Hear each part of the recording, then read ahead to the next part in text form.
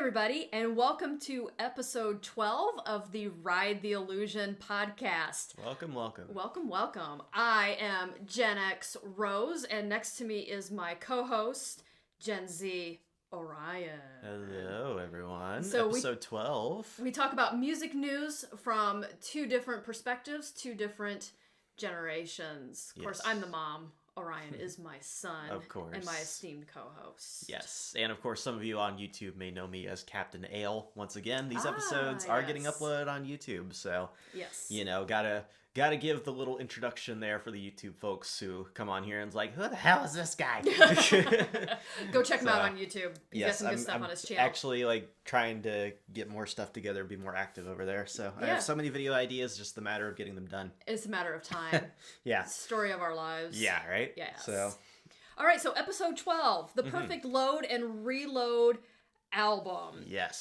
So we basically had a challenge for ourselves for this episode, and it stemmed out of some sort of conversation we were having one night. Sometime long ago, yeah. Yeah, this may have been a year ago. Yeah, maybe? It might have been last year too, honestly. May have been. I don't know. I'm not quite sure. It's all starting to run together. Honestly, a good source for that, it would be, because we each made a playlist on Spotify. Yes. Of I didn't our think about. load and reload. Does Spotify have a date for when I created this playlist? I think it'll give you a ballpark figure. I'm on mobile, so I don't necessarily have all of my information that I think you would have on desktop. Laptop. Yeah, or desktop or laptop. But I know I created my playlist quite a while back in preparation because we talked about season 2 we're gonna do this episode. I want to say I did mine during the summer. Yeah, mine is looking to be about August of this year. Okay, so this has been something that's been discussed for a good 6 to 7 months that we wanted to do this. So, because we always come up with these what if scenarios when it comes to music. Oh yeah. And of course, we're both huge Metallica fans. Oh yeah. And since we've both been listening to Load and Reload quite a bit over the past year and a half. Past year, yeah, honestly. Yeah, and we asked each other, out of both albums, what songs would you choose from each to make the perfect load or reload or overload, whatever you want to call it, album? Loaded amalgamation. Exactly. So if you don't know, Load is the 6th studio album by Metallica and was released on June 4th, 1996. Wow. Reload is the band's 7th studio album, released November 18th, 1997. Both albums were produced with the esteemed Bob Rock. Yes. Both of us have listened to these albums countless times, discussed them over and over. We like both of them, even though I kind of veer a little bit more towards Reload. Yeah, I have to agree. I think if I had to choose between the two albums, I would go with Reload. But confession time. Okay. I didn't like Load at first. Well, I didn't either. I have to say, upon first listen or two of Reload, I enjoyed it. Yeah. Load was not the same way. Load for me was more of an acquired taste. Yeah, it took me a while, and listening to it more and more to realize, hey, there actually are some good tracks on here, But the big problem with Load is just how big of a record it is. It's kind of bloated. It's pretty slow. It's not Metallica's best work. I think the first half of Load is really good. Yeah. It's when you get to the second half of it, it just gets so boggy to me. And a lot of times if I turn on Load, I'll make it through the first 5 or 6 songs and then I switch to something else. The thing is, I think that's true for listening to it all in one shot, but I think if you just listen to the second half of Load, it's all right. It's the problem is when you listen to the whole album. You get kind of mired down. Yeah, so and that's why I gravitated towards Reload more, even in to this day, because it just doesn't have that same feeling to me, right? Because I think I agree. Not all the songs are hits on Reload to me, but I think they maintain a higher level of intrigue, I guess you could say. I think quality too, yeah, honestly, yeah. But there's some good riffs scattered throughout Load and Reload. There's a lot of like unique stuff, especially compared to Metallica's earlier work before this. You know, because I mean, it was obviously this was the next big stylistic shift after the Black Album, right? Because the Black Album, of course, took the thrash metal sound and made it much more almost mainstream rock, palatable to a general audience. It took their sound and made it more generally accessible, right? So Load and Reload was the next evolution of that more accessible hard rock sound, and it was not received in the most positive way at time of release. It was not. I will confess, I did not buy Load when it came out. Yep. I did not. It is not amongst your cassettes. It is not. And then Reload, I had it on CD, but it took me a while to buy that. Yeah. Honestly, because I don't. This is the close to a double album that Metallica will probably ever get. So yeah, they're more of like sister albums. I look at them as the fraternal twin albums, in that sense. Unlike Use Your Illusions by Guns N' Roses, which are the twins. It isn't. Yeah. So we both, throughout the course of the past couple of years, we both agree that yes, there are some great spots on both Load and Reload, but we also agree that both albums have filler, weaker songs. Right. So that kind of is what birthed this idea. It's like, okay, we have these 24 songs.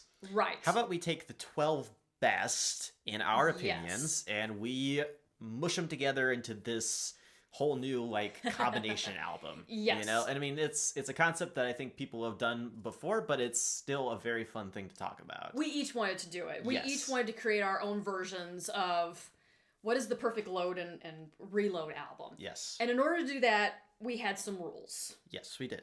So the rules why don't you introduce those rules, Rose? The rules are, you'll get there. I'll get there. I'll learn English one of these days. We put the limit on 12 tracks total to make it a bit more challenging, but to make it kind of like more of a best of to a certain degree type album. And we use that term loosely. I have it in quotes. I'm even making the little quotation marks with my fingers here. 12 tracks was easier to do in terms of selecting songs that were quality. 12 tracks kept it to where we didn't really have to, throw on a filler track. Right. Right. And we had to pick tracks from both albums. Yes. I think... Obviously. Yes. Yes, you couldn't make, just one album. Couldn't make Load 2. Right. Exactly. I think we both leaned a little more heavily on one album than the other. Yeah. But again, we did it this way so not all 12 songs were from one album because that would defeat the whole purpose. Yeah. And then finally, we had to name our album. Yes, we did. Yes, we had to come up with our own unique album name. Mm-hmm. So, now that I've explained those rules, pretty simple, I'm going to go to you, Orion, and you're going to tell me, what is your perfect Load and Reload album? All right. So what did you name your album? My name is Orion, but the name of my album that I threw together is Reloaded. Okay. So or reloaded. Reloaded, I guess. I called it Reloaded because I thought it's after my take on this one was like alternate universe, right? Oh, where okay. Instead of Load and Reload coming out as these two like sister albums, we just get the best 12 as a single album following up the Black Album. Ooh, so kind of like fan fiction then. Sure, we'll go with that. If that's what you want to say, then sure. I wrote some Metallica fan fiction here. God. No. Do not read Metallica fan fiction. Do not. Do not. Save your virgin eyes. Yes, a public service announcement. Do not read Metallica fan fiction. You will be scarred for life. Don't do it. Don't do it. This has been a public service announcement from the Ride the Illusion podcast. The more you know. Dee dee dee. All right. Whatever. But so this is mid 90s after the Black Album. This is Metallica Reloaded. Yes. All right. So we start out with Fuel. Okay. Because to me, every Metallica album needs that first adrenaline shot. Right. Right. I would agree with that. Every album from Metallica, you look through their discography, for the most part, Load doesn't really, but for the most part, it starts out with a fast, just like get you up and going, ready for the rest of the album type of track. Mm-hmm. You know, you've got Hardwired, you've got Battery, you've got Fight Fire with Fire, you've even got Hit the Lights, you know. Oh, yeah. Even, I'd almost argue Enter Sandman as well. Oh, I would think so, because how those, hard that song goes, how heavy that song is you know, something off the Black Album. Oh, yeah. So I really could not see any other track being the start of this album. Okay. Track 2, The Memory Remains. I know it just starts sounding like Reload, okay? Uh-huh. We're just starting out with a chopped off piece of Reload here. But Memory Remains is just, it's track 2. You know, it's a track 2 type of song. It was track 2 on Reload. It was the second in Metallica's set list for a time. I was just gonna say, during the Hardwired tour. Yeah, during the Hardwired tour, it was almost like permanent. It was pretty much second track. For a portion of the tour. It was Hardwired, Memory Remains. Yeah. For like quite a while there. Yeah. And I am certified to say that by how many Metallica Mondays I listened to during the pandemic. Oh, he listened to them all. Oh, yeah. Yeah. So, that was like appointment viewing for you during the pandemic. Basically, it was like Metallica Mondays, see ya, Mom. Yep. You know? Yeah. Basically. Yep. So I couldn't bring myself to do a different track too. And I think it's just a good follow-up too. I agree. You know, it's such a solid all-around track. Yeah. You know, it keeps your attention after that first adrenaline shot. You know, I'll use that word again, that term again. It's just, yeah, it's a good follow-up. Yeah, I agree. After that, things are gonna slow down just a little bit until it sleeps. Yes. And track number 3. Yes. I like this song a lot. I love the video for it. The video is on drugs. I love it. But it's Jason plays in the dirt, and Lars has a temper tantrum, and they throw paint, and there's people like with water, and Kirk is in a tree. James is in a tree. James is in a tree. Kirk is emo. Kirk is having a moment. Yeah. Kirk is going through a phase. Yeah. The video is amazingly insane. Yeah. The lyrics, I like the lyrics for this song. I do too. I like because I think it can apply to a lot of different things, honestly. And it's honestly, Until It Sleeps is just one of my favorite tracks off of Load. Off of Load, yeah. And I think following up those two tracks that are, you know, pretty, they kick pretty hard, and they're pretty not upbeat, but, you know, up tempo, I guess, for this era of Metallica. You got to slow it down a little bit, you know? You got to have a little bit of downtime. Yeah. Until It Sleeps then transitions into track number 4, King Nothing. Ah. Biggest reason for this is, if you listen to Until It Sleeps, I think the best way you can tell is on headphones. But at the very end of that song, there is a little lead in to King Nothing. Oh, you start to, at the last last 3 seconds or so, you start hearing that of that leading in guitar of King Nothing. So I was like, okay, I can't, because I tried to do one without the other. I tried to put King Nothing someplace else when I was first doing this, and then I was like, I can't separate these because them. Until It Sleeps just leads perfectly into King Nothing. It's like a thread between the two songs. Yeah, they kind of belong together. Yeah. In that sense, because there is that connecting thread at the end of Until It Sleeps. Fair enough. Plus, I had to put King Nothing on here because it's just a kick-ass track. Oh, I love King Nothing. Yeah, it's one of those tracks where I really wish they'd play it live more, and they have been. I was just gonna say they have been. Nice. Yeah, they've got some stuff.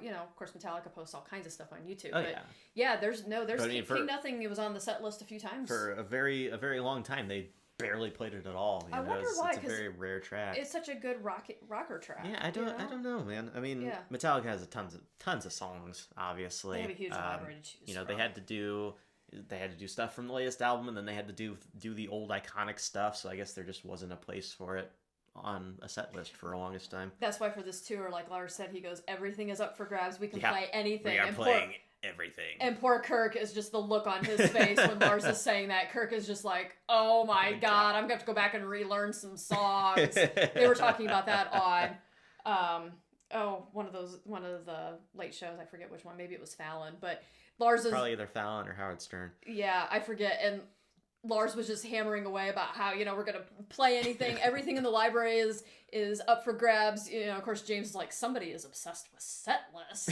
And Kirk, the look on Kirk's face is just, oh my God, I got to go back and relearn stuff that I haven't played in like 20 years. Yeah. Songs that I hate, What album was that song on Yeah, what again, album guys? was that song from? And of course, Rob's just laughing. So, yeah. All right, so after we go off to Neverland. What track number are you on? We're on to track 5. Okay. And this is another personal inclusion because it's one of my personal favorites off of Load. We're doing another Load track here. Okay. This is The House Jack Built. Oh, really? Yes. Oh. It's just one of my favorite riffs off of Load. Honestly, It's so just like punchy and sinister, but there's melodic parts fit in. It just it comes together so well for me. Honestly, that is a pretty good song. I had to include it. Well, that's fine. That was the point of this.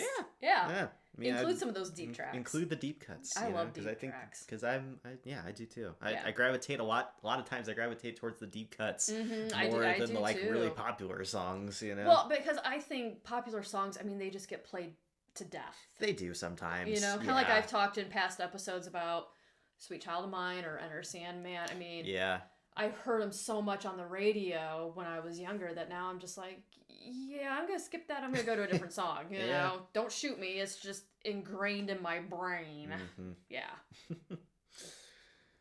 Track number 6 we are on now. Okay. Back to Reload. Okay. Unforgiven 2. Oh, this is like that song. For me, this is an essential track because if we're doing, like I said, alternate universe where this is the only album that comes out, you need to have the second piece of the Unforgiven trilogy. Yeah. Also, it's maybe a hot take. I think this is the best of the trio. Do you really? I do. Ooh. I personally like Unforgiven 2 the most out of the Unforgiven trio. You like it more than the first one? I actually do. Oh, wow. Okay, believe it or not. Tell the listening audience why. Tell me why. 'Cause I, like, really? It feels, to me, it's a... I don't know. It's interesting because it's not quite like a... The Unforgiven tracks don't quite, like, read like a continuation of each other, right? Right. But it's more of, like, different perspectives on, Unforgivens or whatever. Right. And I prefer the lyrical perspective on this one the most. I prefer the overall melody of this one more. This one feels a little bit more like hollow and despondent and just almost a little angry too. Yeah. Yeah, I would agree with that. It's just, and I think that's another reason. I'll have that same reason for actually my next track. Okay. To share some similar tones. But I think that's another reason why I gravitate towards Reload is there's a lot more of these like very hollow, ragged, despondent feeling songs. I think there's a lot more emotion on Reload. Various emotion, but like just a different kind of emotion where Load felt a lot heavy. Like sludgy, but like it felt depressing. Load felt like let's do rock songs, let's do blues songs, let's do country songs because it's cool. Reload feels more like the perfected version of the sound direction they were trying to take on Load to me. Lars did say in an interview though that the purpose of Load and Reload was to be more experimental. Yeah. And they did want to do more blues type songs and stuff. And going back and listening to these two albums, I'm like, first of all, that's fine. Definitely be experimental. Oh yeah. Well, I love hearing artists try new things. Oh, me too. Whether it works or not, it's cool to see something new done. And that's the point. The second point I was just going to make. Sometimes it works. Sometimes it doesn't. Avenged Sevenfold. Oh boy. That's another episode. The new Avenged Sevenfold album is definitely another episode. Probably our next episode. I think we'll have to talk about that a little bit. Yeah, or maybe the episode after next. I don't know. My lord. Sometime down the line. Oh boy. Okay. Anyway, though. Moving on. Track 7. Okay. I can count, I swear. Track 7. Low Man's Lyric. I love that song. I do too. I love it. I do too. I mean, first of all, you've got the funny spinning machine. The spinning machine. The hurdy-gurdy, which I love as an instrument. It's so... it's such a unique instrument. I think it's a great, and of course an incredibly old instrument too. Yeah, but it adds such a unique sound, and it can be used, that sound that it produces can be used in so many different ways. Right. You know, because I mean, you have Metallica here using it for, you know, like almost kind of a sad, melancholy, droning tone, but then you have like Ailstorm, who uses the hurdy-gurdy in not their latest album, but the album they released during the pandemic, Curse of the Crystal Coconut, where they use a hurdy-gurdy in heavy metal, like I know. death metal songs. But it's so great. Death metal pirate songs. It adds a different dimension. Yeah, but then on the other hand, there's a cover on YouTube of somebody doing Cowboys from Hell on just drums and a hurdy-gurdy. Oh yeah, that one that you. Oh yeah. So I mean, that was amazing. The versatility of this thing is absolutely insane as an instrument. I need to take a minute to praise the hurdy-gurdy because it's such a cool fucking instrument. The hurdy-gurdy is so underrated nowadays. You know that? Well, it's weird because I see it getting used so much more. That's great. It's great, honestly. Because of the atmospheric sound it produces. Yeah, maybe that's just what I listen to because I gravitate towards the wacky type of stuff that has hurdy-gurdy, you know. But yeah, it's so cool. But hurdy-gurdy hymns. Yeah, Lowman's lyric, that is. I said Unforgiven 2 is hollow, despondent, ragging. Lowman's lyric is that times 10. It is. And like it's just almost hopeless feeling. Despair. You know, the trash fire is warm. Yeah. No escape from the storm. Yeah. You know, I believe I quoted that right. Hopefully I did. But it's just, yeah, it speaks to a part of me. Okay. Also, this song, I have a special moment with this song because, you know, during the pandemic, I think I'd like to hope that pretty much all of us got vaccinated. Yeah. You know, and the second round of vaccination especially was fucking awful. It was terrible. It was terrible. So for both of us anyway. Both got very like sick feeling, you know, because obviously that's, you know, you're trying to build up immunization to it, of course, or some form of resilience to it. Yeah. But man, that sucked. And the only way I got through that night was literally like sitting on my floor, closing my eyes and listening to Lowman's lyric over and over again. I remember that. Because I was just like on the couch part of that soothed part of the pain. Yeah. No fun being sick in any capacity. It's never fun being sick. No. But yeah, the vaccination for that shit knocked me on my ass. You know, and then actually having it. Yeah, and then you go on to have he had it like twice. 3 times. Oh, 3 times. Even. Yeah. And that was terrible. COVID sucks. But yeah, so I just there's a little bit of emotional connection to the track in that sense. Isn't it weird what you remember, what sticks with you? And that's like what songs you go to in a time of, you know, feeling like shit. Yeah. Physically or mentally, you know. Track 8. Okay. This will probably be a surprise to a lot of people because it is one of the least popular Metallica songs. Really? Okay, yes. Try me. Wasting My Hate. Wasting My Hate. Mm-hmm. Off of Load. I don't know if I listen to that song a whole lot. Fair enough. Like honestly. I said, one of the least popular Metallica songs. I don't think I really have an opinion on it, is what it is. It is a deep cut on Load. Okay. I think if I can take a moment to pull up Load on Spotify, because I have my phone in front of me. It's like track 10 or something. I was going to say, it's late in the album.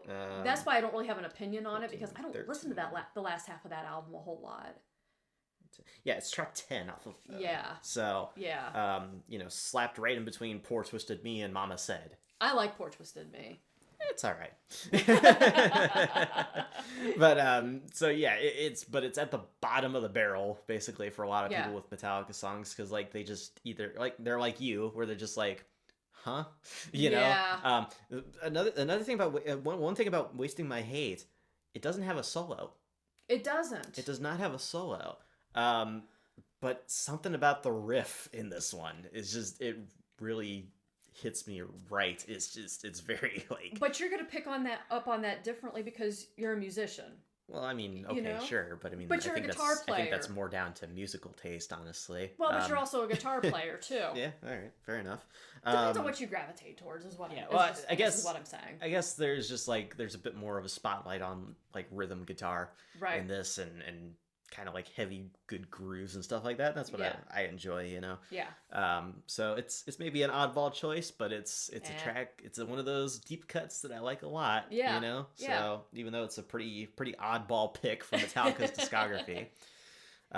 Hey, I mean, there's people that absolutely love Saint Anger, and they absolutely love every single song on Saint Anger, and that's viewed as controversial. Yeah. So amongst the Metallica family. Yeah. I mean, as we know, people have very strong opinions about Saint Anger. I mean, there's people, I know there's songs from Saint Anger that you absolutely love, and I'm just like, I don't care for that. But I mean, that's just how it is, and being a Metallica fan. Saint Anger is a great album for me to listen to, and I'm just like pissed off at stuff. I don't know. That is the album I skip constantly. Yeah. But do we still need to do a full episode on Saint Anger? We do. Yeah. We do. Maybe that'll happen this season. Oh boy. I think it should happen this season because we did Chinese Democracy. True. We need to do Metallica's. So we need to do Metallica's Saint Anger. Abandoned Son. Abandoned Son. They left him on the side of the road. Yeah. With Kirk's phone. With Saint Anger around his neck. No, that was Hardwired. Oh yeah, that's true. All right. Track 9. I don't know. I lost count. You expect me to count? I lost count too. Hang on. It's during the holiday season. I don't even know what day it is anymore. They tell me to come into work. I'm like, okay. They tell me to stay home from work. I'm like, okay. What planet are we on? What planet are we on? I'm sober, I swear. Track 9. Yeah. Track 9. Okay. Where the Wild Things Are. Oh, keep your eyes on your own paper. There's going to be some overlap, you can tell, between our albums. There's going to be. Yeah. Where the Wild Things Are, man. First time listening to that song was wild. No pun intended. No pun intended. No pun intended. But I mean, legit, man, it is such a unique song. It's a rare gem of Metallica's. It really, don't at me on that. It really is. It's so different. It almost sounds like a Ghost song, honestly. Oh, wow. Yeah, I haven't listened to tons of Ghost, but yeah. Man, it's so just like the only word that I can describe it with off the top of my head is it's so misty sounding. Misty sounding. I don't know how else to say it, but it's just like it's. Now you're putting all kinds of pictures in my head. You're in like a forest surrounded by this sinister mist. Yeah. Alone. Ooh, reminds me of with an unknown enemy hiding somewhere. Okay, so that reminds me of Stephen King's The Mist. Not the TV show, but the novella. Read the novella, okay? Read the book, damn it. Read the book, damn it. Oh, that's what I'm thinking of, and the weird things in the mist. Yeah. Ooh, I need to reread that. I think Where the Wild Things, because I went through and listened to this this morning a couple times just to refresh my memory. Right. Oh yeah, that's why I put that song there. Yeah. And I think also it can kind of, I think it could kind of relate to a soldier. I think so. In war. I think so. Because it's, you're where the wild things are, and some of the other lyrical content within it. I feel like it can be interpreted in that way as well. I have my own thoughts on it. It's another thing where I love Metallica because it's the lyrics. A lot of the times James goes very big picture with his stuff. Mm-hmm. Yeah. So you can interpret it in a lot of different ways, which is great. That's the beauty of music, though. Oh, absolutely. Yeah. Yeah, I mean, some songs are very blunt in their messaging. Some are. But the ones that are a bit more vague are always fun. Open to all those various perspectives and interpretations. Absolutely. Well, I mean, what did Dave Grohl say? He goes, you write a song and sing it, and for one reason, and 80,000 people sing it back to you for 80,000 different reasons. I'm probably paraphrasing, but that's that quote better than I do, basically. Yeah, so I wanted to give that to you, but but that's basically what he said. You sing it out for one reason, 80,000 people sing it back to you for 80,000 different reasons. I mean, that's the beauty in art and the interpretation of art. God bless Dave Grohl. I love that man. number 10, track number 10. Okay. We have reached Cure, which is another deep cut. Right. But it's another deep cut that I enjoy. That's fine. And one of the biggest reasons is just like James. I was about to say Dave because I got Dave Grohl on the brain now. But no, Dave Mustaine was kicked out a long time ago. No, not Dave Mustaine. He who shall not be named. Anyway, okay. I mean Cure. that tongue in cheek. I was about to say chapter 10, track 10, Cure. Off of Load. Off of Load. James's vocal performance. Everyone's got to have the sickness. Yeah. Everyone seems to need the cure. Yeah. Precious Cure. How he can manipulate his voice. He just goes so like full cartoon villain in his delivery on it. Like I can't help it. Yeah. Also, listening because I was really like starting to come around on Load during the pandemic because what else was there to do but sit around and listen to music while playing video games and read a lot of books. And listening to Cure while there was a global pandemic. Oh boy, lyrics hit just a little bit different. Yeah. Wow. You honestly listening to it now, like the lyrics really do hit different with this song. Yeah, after what we went through 3 years ago. Yeah. It's crazy to think that's been 3 years ago already. I know. But yeah, it's a fun song to listen to for me. Yeah. It's just there's a lot of fun in it. Even though it's one of like the slower tracks, but it's fun. It's just fun for a variety of different reasons. Okay, track number 11. This might be my favorite track off of Load. Okay. And it's another deep cut. Okay. That I don't know if even you'll have strong opinions about. Okay. Ronnie. I like that song. Mm-hmm. I do like that song. I mean, I wouldn't put it on my perfect album, but it's a song I do listen to that when I listen to Load. Yeah. Yeah. It's the riff on this one especially. It's so. It is groovy, man. I have more positive feelings towards that. Yeah. I'm also like I'm just a little biased because it's really fun to play on guitar. I think. Well, see, but that's what sticks out to you. It's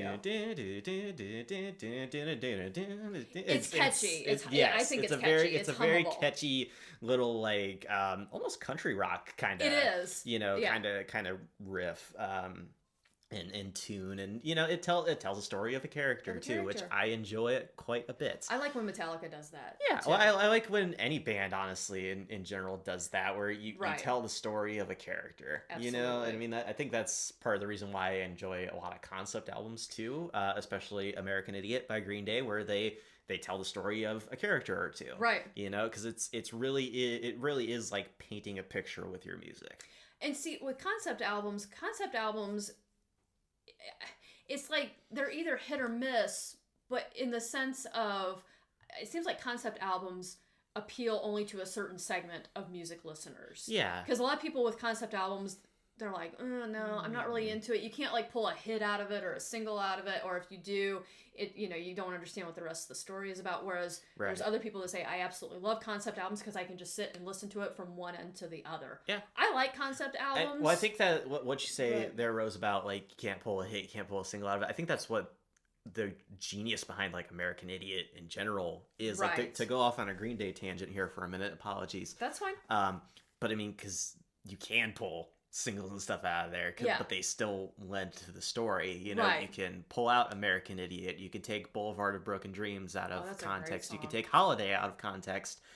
But they're still great songs. They still make sense lyrically. But when you put them back into that context, they lend so much to the character of St. Jimmy. Right. And the general feel and description of the world that's being painted in that album. And the whole overall album itself. Yeah. Yeah. So, that's where I think the genius is in that album specifically as a concept album, and why I think it's one of the best ones. And I was going to ask you too, have you ever made it through Operation Mindcrime by Queensryche? I have listened to it once. I need to go back and listen to that. I mean, yeah, I know that it's so split on that. People either absolutely love it or they absolutely dislike it. Yeah, and I only listened to it once, and for me, I have to listen to stuff more than once to really let stuff sink in. First listen is not. It's never going to be my true opinion Right. on a record, on an Right. album, even on a song. Yeah. But so I only listening to it once, I can't say this is set in stone, my opinion, but first listen, I did not care for it as much. Okay. Honestly, I know, like you said, it's kind of like love or hate, but I very often see it heralded as such a fantastic album. And when it came out, and it like was a huge. must listen Before you die type of thing. It's on those lists and stuff. Yeah. But just like for me listening through it the first time, I didn't honestly see what was so special about it. Maybe it has to do with the time in which it was released, because I remember when it was released. I mean, everybody was talking about it. I think was popular at school. I think too, with concept albums, to really get a lot of them, you have to kind of dig in and like really learn the story. Look at the lyrics and understand what it's about. And I admittedly did not really do that on my first listen. I was just like sitting on the couch one day with not really knowing what I wanted to listen to. So I was like, you know what? I'll finally listen to Operation Mindcrime. Why not? And see, I think that's why I like Motley Crue's Saints of Los Angeles album so much, because that is, they said it's kind of more of a loose concept album, but it tells the story of them. And I know the story of Motley Crue very well. I've read The Dirt like 5 times. Yeah, it's like Master of Puppets, where it's a I had my own like term for this, but it's not a concept album, but it's like I had a different word that I used, but like a themed album. Yeah. Where all the songs on Master of Puppets like lyrically talk about like control and fear and stuff like that. Cthulhu.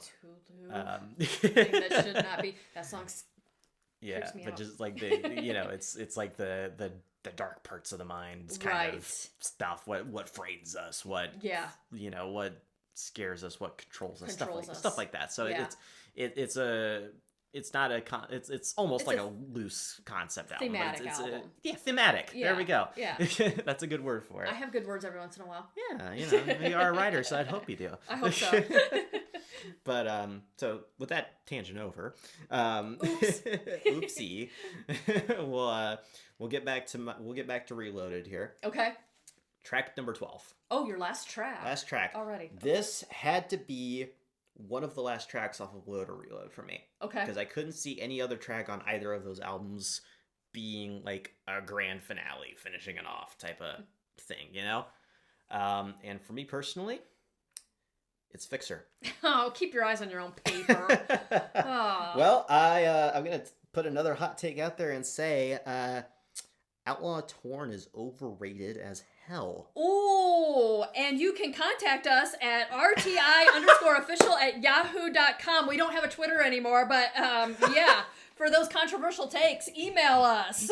Your hate mail will fit fine in the YouTube comments, folks. No, for me, like, I don't get the hype between Outlaw Torn or behind Outlaw Torn. Like, maybe I like Outlaw Torn. Yeah, I think it's a fine song. Maybe a little too long. I think the bass line on it is pretty kick-ass. I think it's awesome. I think that's what stands out to me. I like the general atmosphere around it. I like it more now than I did earlier on in my listenings to Load. But why'd you choose Fixer then for your last track? I just think it's the better track. And I honestly, it's another track off Reload that I absolutely adore. Yeah. And I mean, like, it's such a, like, especially after like Ronnie, fades out, because you got like the last little like tung of the guitar, and that fades off. Yeah. And then all of a sudden, you get that rising guitar. My God, dude! Every time, that's just like such a it's such a massage to my ears. Ooh, I like it's that. It's such a cool sound. And we know that you definitely need ear massages. Yeah, well, hey, we won't go into that. Nobody wants to hear about my earwax troubles. So, but it's just it's so fucking cool. Yeah. And then just again lyrically, it's a great track. Yeah. Musically, I think it's a great track. It's such a good, just grand final finale. Grand finale. Yeah. To Reload, and I think to this record that I've pieced together here. To your unique. I just I couldn't see myself using Outlaw Torn, because then that means Fixer gets left behind. You know, like and a then wayward child. Also, again, I think Outlaw Torn is too long. Honestly, maybe it's because I kind of understand the general like concept of Outlaw Torn, right? Like lyrically and that. So maybe it's a life experience thing, right? I have to go through more. This particular outlaw needs to be a bit more torn before he understands the song. Maybe that's what it is. You know, and the older you get and the more you go through things, when listen to stuff when you're in your 20s and then listen to it again in your 40s. Absolutely. And things will change. They will. Within you, or you'll look at it a different way, or it'll sound different to you. Yeah. You can take, just because of that life experience. You can pull different meaning from stuff as well. Absolutely. You know, because it's maybe didn't apply to you where you were at in your life then, but it applies to you where you're at in your life now. You know, or like it resonates with you more.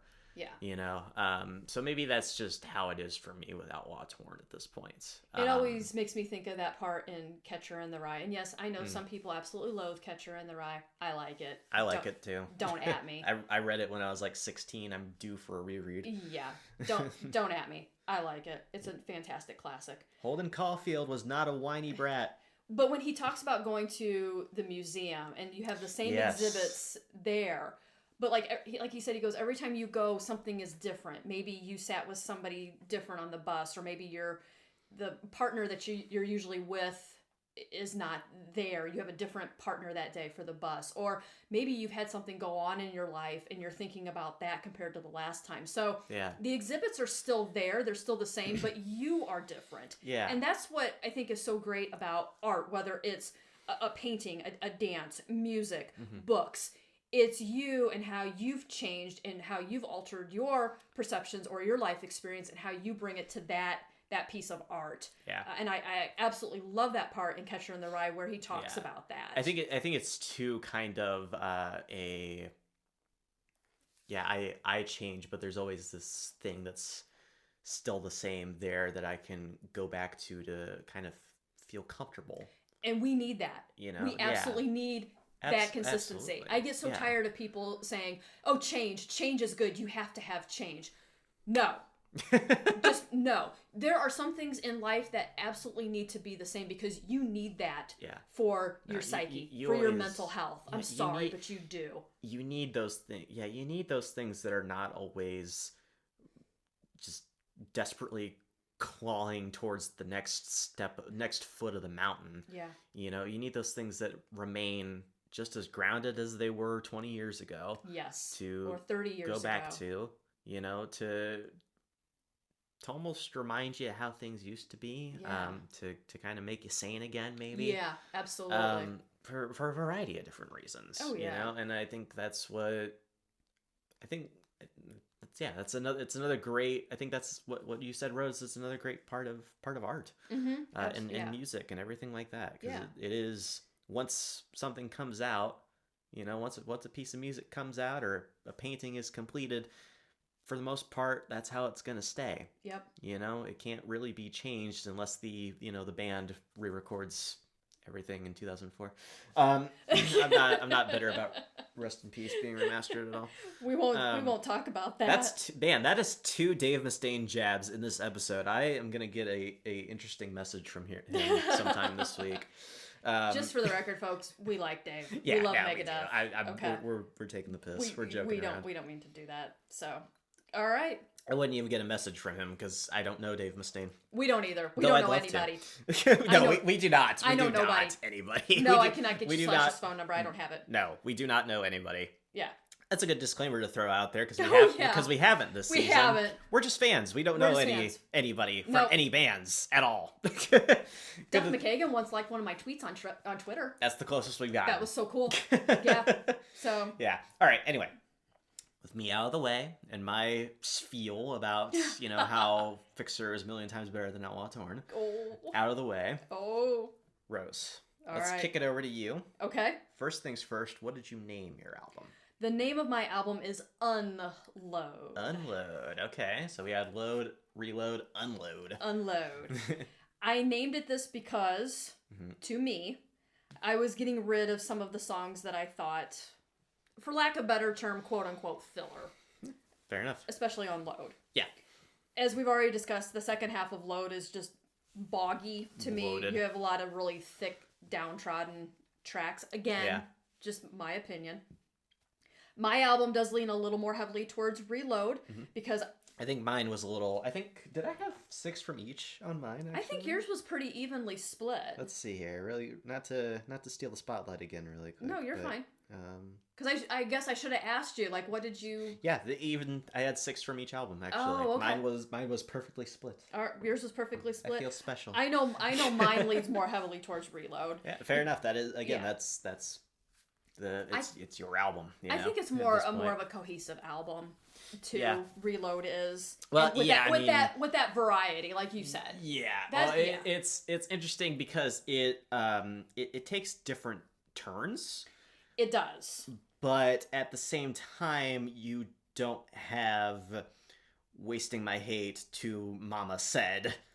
Yeah. To Thorn Within. Oh, I don't like the Thorn Within. To Ronnie, to Outlaw Torn type of thing. It's like, man, are we in a hard rock bar or an old Western movie or at the CMT Music Awards? So, I think... Yeah, Reload has some different songs, but I agree with you there. I think it's that variety that I gravitate more on Reload. Cohesive variety. Yeah. More cohesive variety.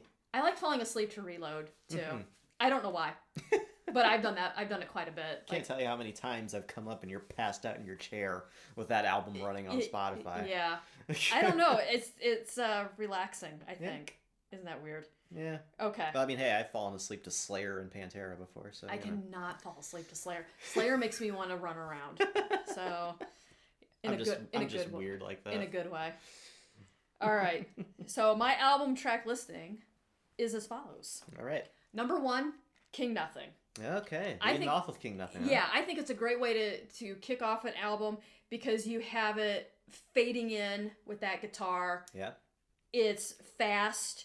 You have that bass guitar sound that just draws you in. Yeah, I think it's a perfect rock song to start off an album. You get that bass line kicking in. You do, and I think it just draws you in, not to the song itself, but just to the album as a whole. Yeah.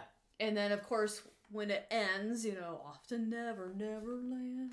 Off to the rest of the album. It goes, but it also, I think, leads into my second track, which is, of course, The Memory Remains. Ah, yes. The Memory Remains is a perfect second song. It is. It just is. It is. Memory Remains is just track 2.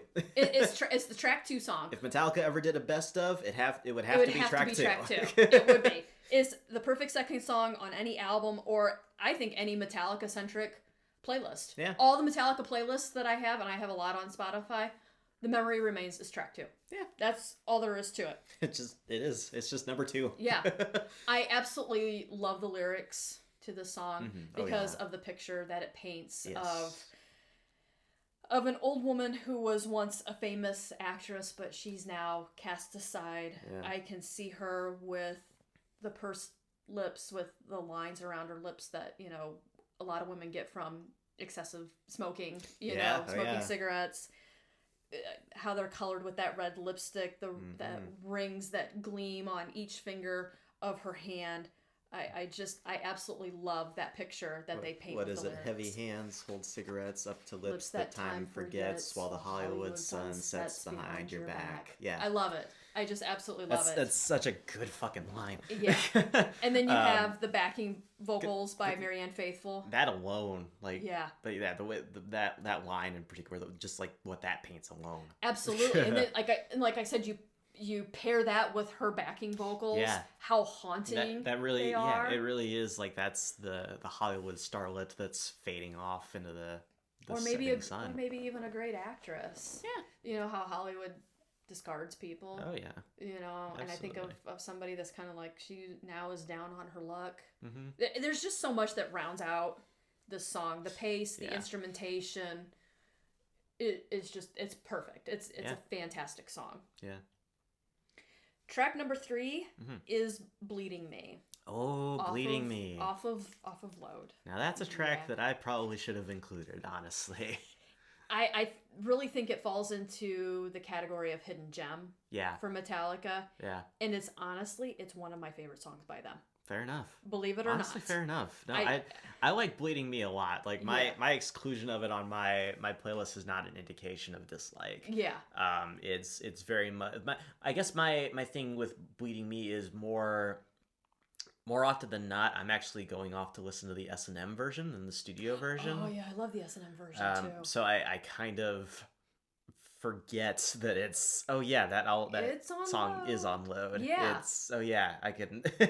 Yeah, I forget about it being. I forget about it being on the album because you know S&M had its exclusive songs, right? Yeah. So I just like in my mind for some reason it's an S&M song. And I know it's longer. It clocks in over 8 minutes. Yeah. But it doesn't get boggy. It doesn't get slow. And it even has that like sludgy, grungy feel to it. It builds up really nice. It really does. Yeah, and that's where the I really love the orchestration in S&M.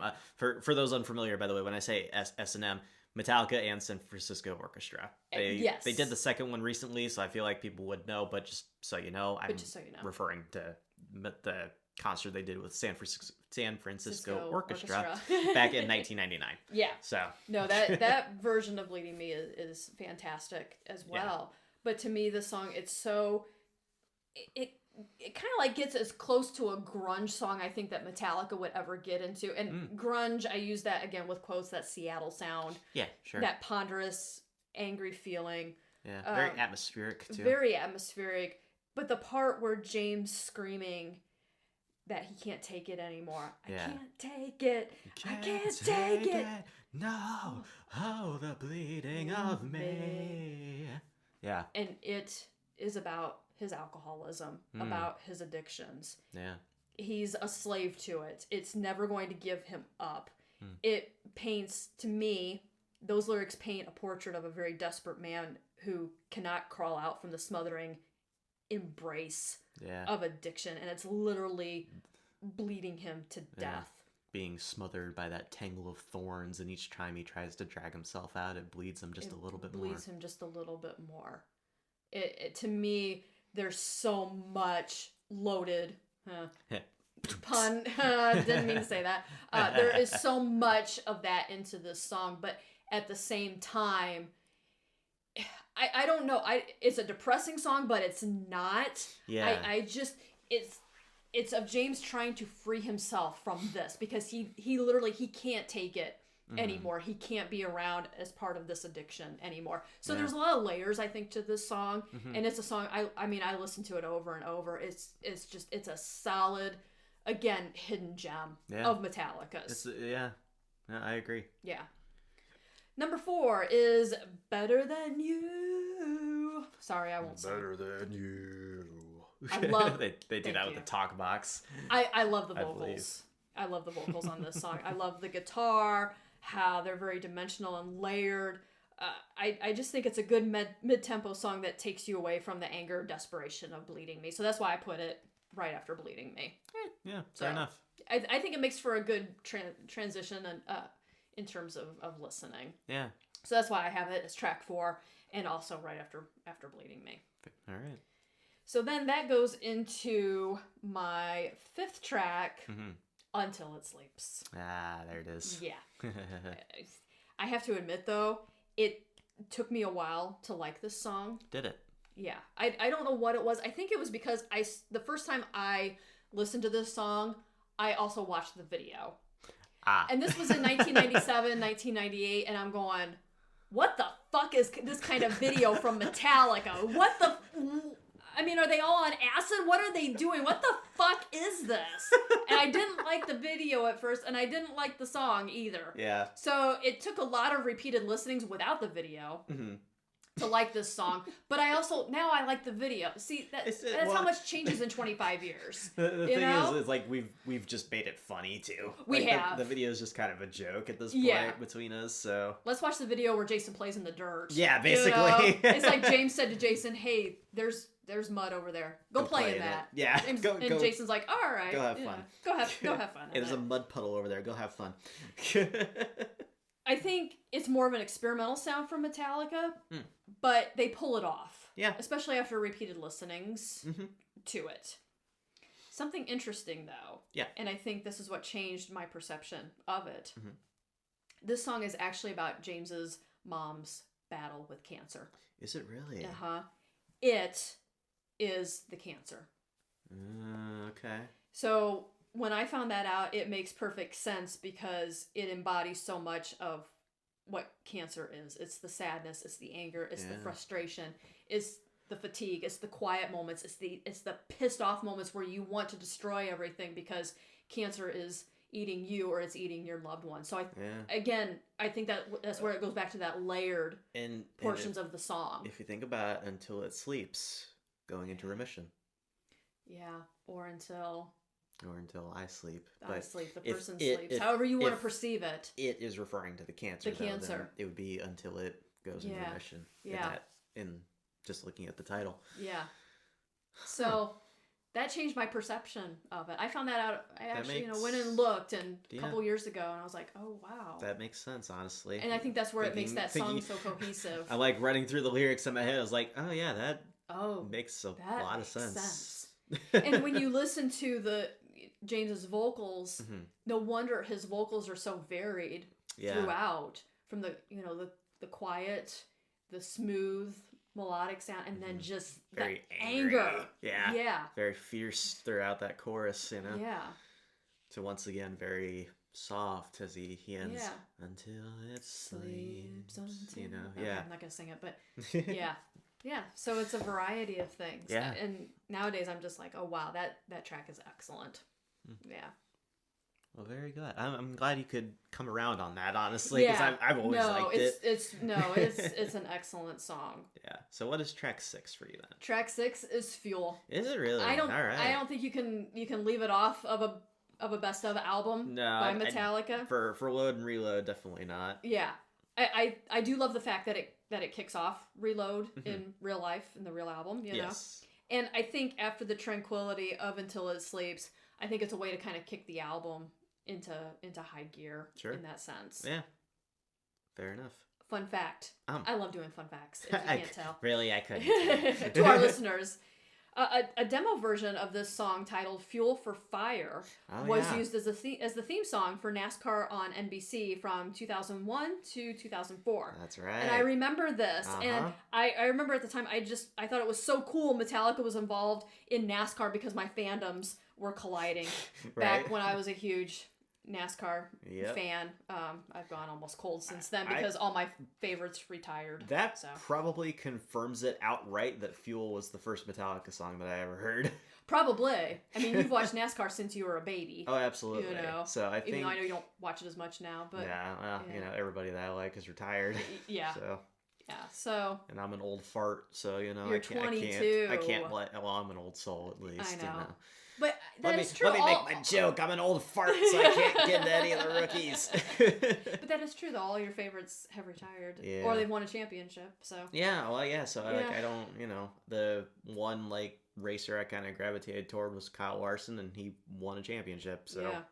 But cool. I thought that was so cool. I was like, yeah, Metallica and NASCAR fandoms colliding, and I'm just like, okay. Number 7 is Prince Charming. Oh, yeah. Yeah. There's so many things I like about this song. Prince Charming. I like the solo. I like the way it chugs. Much too young to poke his butt. No. Much too young to focus, but that's the actual lyric. I think it's a good follow-up to Fuel on my album in the sense that we're on a bit of a rocking song kick. Mm-hmm. And then, of course, towards the end where Lars yells, "What?" Listen to it on headphones, and you'll pick up on that. I'm still trying to figure out personally, if it's James or Lars, but you can very you just very clearly, you can very clearly, if you turn it up loud or listen to it on headphones, you can hear it's somebody Lars. scream "what" as like backing vocals, I think, but it's just it comes off as very funny, especially if it's Lars. It's Lars. I'm convinced it's Lars. Listen to it on headphones. I don't know if it was during the recording of the drum parts, and during the drum parts, I don't know. But yeah, so that little charm. I was about to be a smartass and say, well, of course it was during the recordings. My apologies. Okay, so track 8. Track 8. Where the Wild Things Are. Yeah, there it is. This is a Jason song. It is actually, yes. Is? It's one of the songs that Jason has a writing credit for. I forgot to mention that. Absolutely. And since Jason's the best, that's why I chose it. Moving on. No, just kidding. You raise a fair point. She does raise a fair point, though. Well, my thing is if this is a peek into Jason's mind, I'm very intrigued because it's very haunting. It's very ominous. I think of young boys waking up and being told they have to go to war. Like, hi, you're being drafted to go to Vietnam, and you're in these jungles and rice fields and things like that. And even the way James drags out the lyrics adds to the overall feel of the song. Yeah. Steal your dreams. Again, I won't sing. I have a terrible voice. Yeah, but listen to it, the way he drags them out. Like that particular part of the song you're talking about is just very like demented feeling. Yeah, you know, like and then the sound of the drums. You're in a fog. Yeah. For that part, you know, it's like jeez. Yeah, how ponderous the drums are. Yeah. Yeah, it's just that song is perfect. Yes. So then that leads into, I think that feel leads perfectly into track number 9 on my album, which is Hero of the Day. Hero of the Day. Which I know you're not very crazy about. No. Yeah. I love this song. Yeah, I've never... It's never clicked for me, honestly. I don't know. I loved it as soon... The way I was exposed to Load was through MTV again, because you gotta remember, it was the mid-90s. So I first heard this song because I saw the video for it on MTV. Yeah, and I didn't know there was a video, actually. Yeah. It's on YouTube. Look it up. I'm surprised. Well, I never searched it out, so. I know you didn't. 'Cause I remember I asked you to do the guitar part for this song, play it for me on guitar, and you were like, I don't really like that song. No. Whereas the guitar is what does it for me on this song. Yeah. And I just love how it kicks in, and Lars employs that horse galloping song with the kick drums, you know. Yeah. So to me, those are the two things that what really does it for me, and I think it's a good pick me up after Where the Wild Things Are. I guess for me it's just like because you listen to the song and you get toward it's pretty long, and you get towards the end and it's building and building and building, and then it's done. So it was like just very disappointing to me. It's like, okay, we've built up to here. Yeah. And then that's how you think it just crashes to the ground. It was I don't feel that it sounds that way. Where's the solo? Where's But there is a solo. But where's the follow up to all that? Where's the payoff from waiting like 5 minutes for that is build towards the end there after to the happen? What? But listen to the song. You're supposed to build to something, not just build up to a cliff and then fall off it.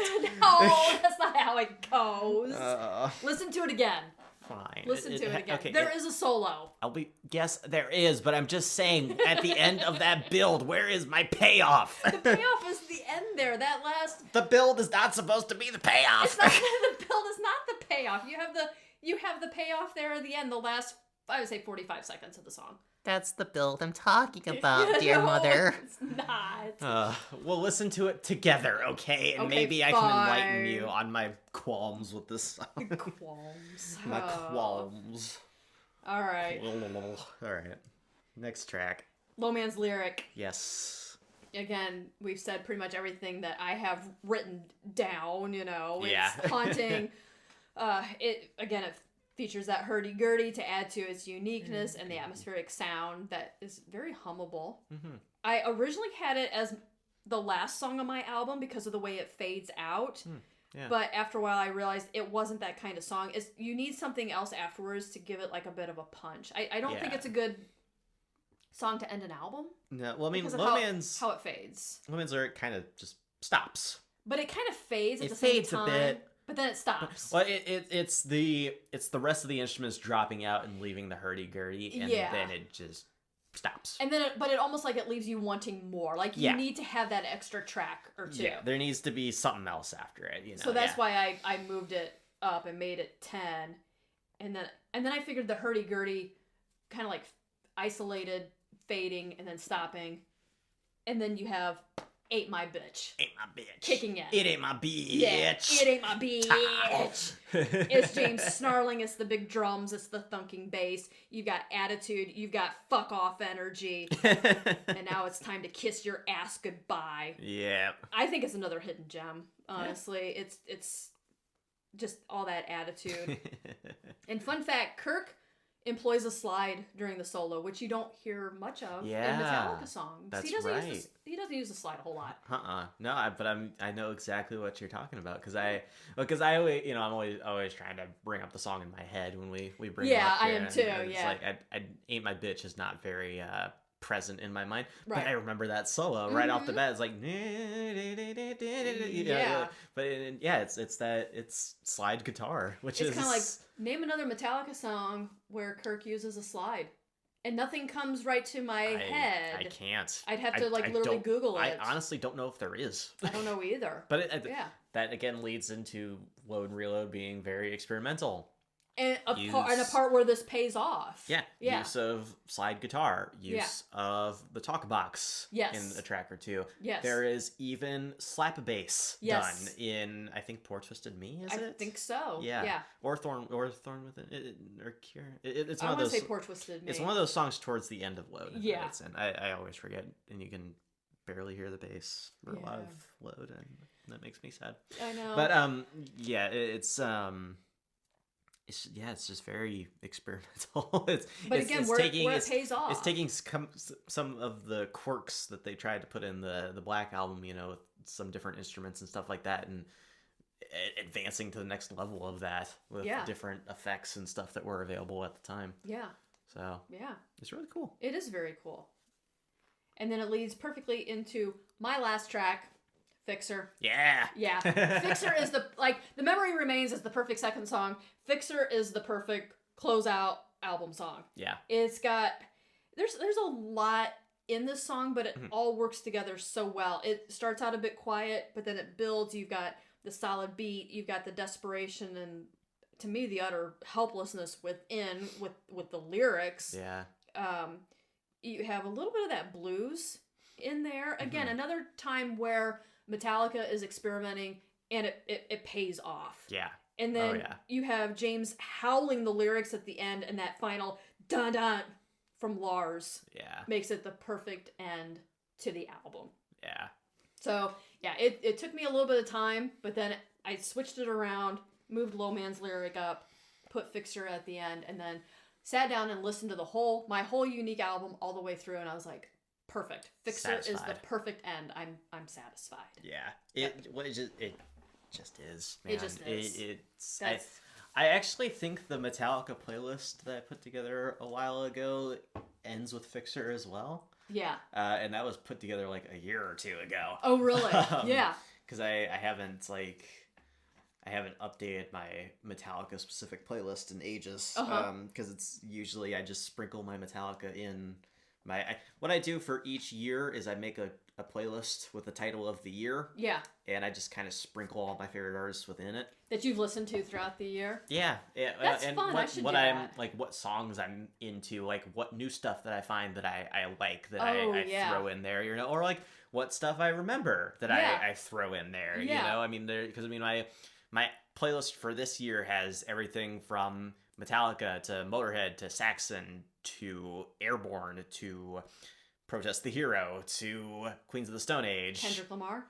I have a separate hip hop and rap playlist. I usually keep it to more like rock and stuff. I have a separate playlist for like my rap and hip hop that I like, a separate playlist for like my like swingy bluesy type stuff that I like, a separate playlist for my Japanese music that I'm into, stuff like that. So I keep it a little bit more to like the rock and metal side of stuff. For your year overview. And that's because that's kind of what I listen to the most, Yeah. And I like that idea though. that's just like my music moods. Yeah. You know, that's why I separate them that way. Cool. I like that idea. I should try that. It's a fun, it's fun, and it's cool to see like what songs you get into throughout the year that you like enough to throw into a playlist, and then you end up with this playlist that's got let's see here, over 200 songs. Wow. So That's wow. Yeah, it's pretty. It's just casual 20 hours of music. Yeah, no big deal whatsoever.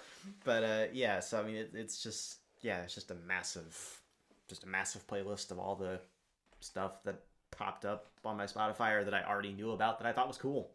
So well, speaking of new music, we've got some things that we want to discuss in terms yes. of new stuff, and we're also going to debut a new segment here on the Ride the Illusion podcast that we'll have every once in a while. Mm-hmm. But before we get to that new segment, and speaking of new music, keeping in that same thread, we want to discuss the 2 new Guns N' Roses singles that have been released, because again, this podcast was born from Orion's love of Metallica and my love of Guns N' Roses. Of course, we love both bands. But his favorite band is Metallica. My favorite band is Guns N' Roses. So we always want to make sure that we put interject. A little bit of both.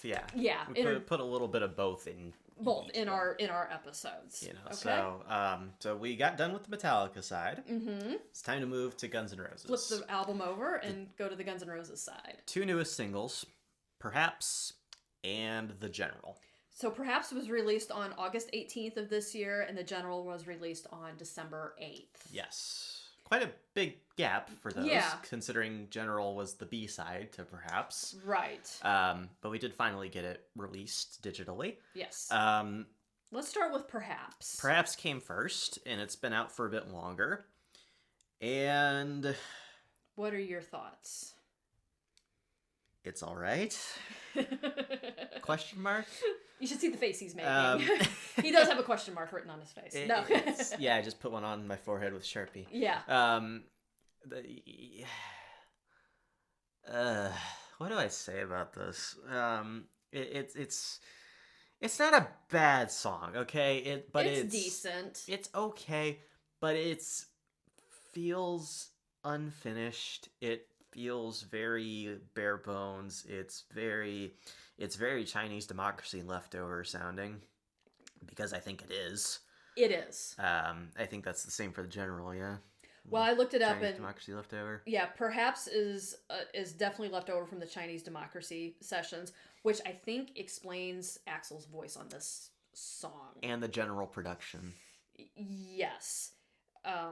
The backing vocals that were key of the Illusions albums is there, which I think is a nice touch. But again, I think these vocals are old. I think they were recorded quite a long time ago, along with the piano. The piano sounds excellent. I like the piano. Yeah, the piano is fantastic as always. I don't think Axl piano ever disappoints personally. No. Okay, I love his piano playing. As I said, he could release a whole album of him just playing piano, and I would listen to it over and over. He's a beautiful pianist. Same here, absolutely.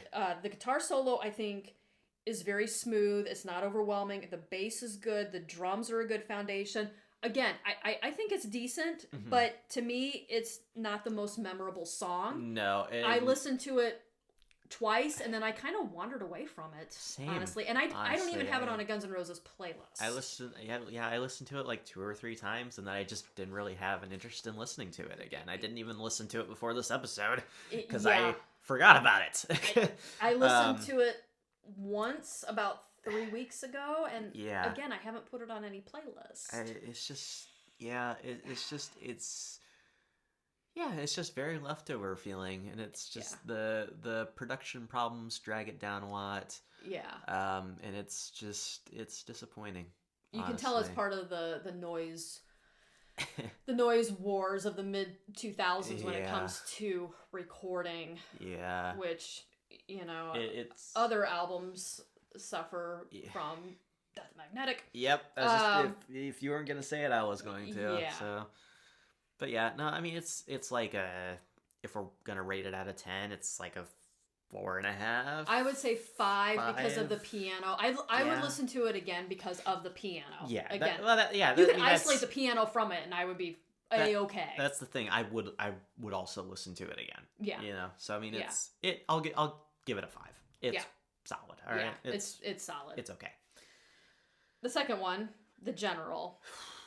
I know all the rock critics and most of the fans are absolutely raving over this song. Are they really? Yes. Go on and Google. I've read it in several different forums. Just absolutely loving it. Okay. I'm pretty different. If you've listened to this podcast quite a bit, you know that I am very different. I have very different perspectives than a lot of other people.